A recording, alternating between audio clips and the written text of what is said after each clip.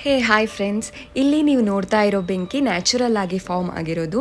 ಇದು ಇಂಡೋನೇಷ್ಯಾದಲ್ಲಿದೆ. ಇದು ಜ್ವಾಲಾಮುಖಿ ಇರೋ ಪ್ರದೇಶ. ಜ್ವಾಲಾಮುಖಿಯಿಂದ ಸಲ್ಫರ್ ರಿಚ್ ಗ್ಯಾಸ್ ರಿಲೀಸ್ ಆಗುತ್ತೆ. ಈ ಸಲ್ಫರ್ ರಿಚ್ ಗ್ಯಾಸ್ ಆಕ್ಸಿಜನ್ ಜೊತೆ ಸೇರಿದಾಗ ಈ ಥರ ಬೆಂಕಿ ಹುಟ್ಕೊಳ್ಳುತ್ತೆ. ಈ ಬೆಂಕಿ ನೀಲಿ ಬಣ್ಣದಲ್ಲಿ ಕಾಣಿಸೋದ್ರಿಂದ ಈ ಪ್ಲೇಸ್ಗೆ ಬ್ಲೂ ಫೈರ್ ಅಂತ ಕರೀತಾರೆ.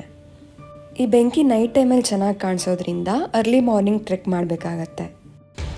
ಈ ಜಾಗದ ಹೆಸರು ಈಜೆನ್ ಕ್ರೇಟರ್ ಅಂತ. ಜ್ವಾಲಾಮುಖಿ ಸ್ಫೋಟಗೊಂಡು ಈ ಜಾಗ ಹುಟ್ಕೊಂಡಿದೆ.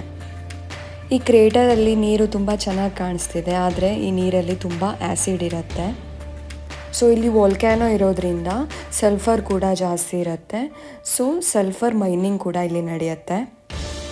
ಸಲ್ಫರ್ ಸ್ಮೆಲ್ ತುಂಬ ಸ್ಟ್ರಾಂಗ್ ಆಗಿರೋದ್ರಿಂದ ನೀವು ಮಾಸ್ಕ್ ಹಾಕ್ಕೊಂಡೇ ಟ್ರೆಕ್ ಮಾಡಬೇಕಾಗತ್ತೆ. ನಿಮಗೆ ಟ್ರೆಕ್ಕಿಂಗ್ ಮಾಡೋದು ಇಷ್ಟನಾ?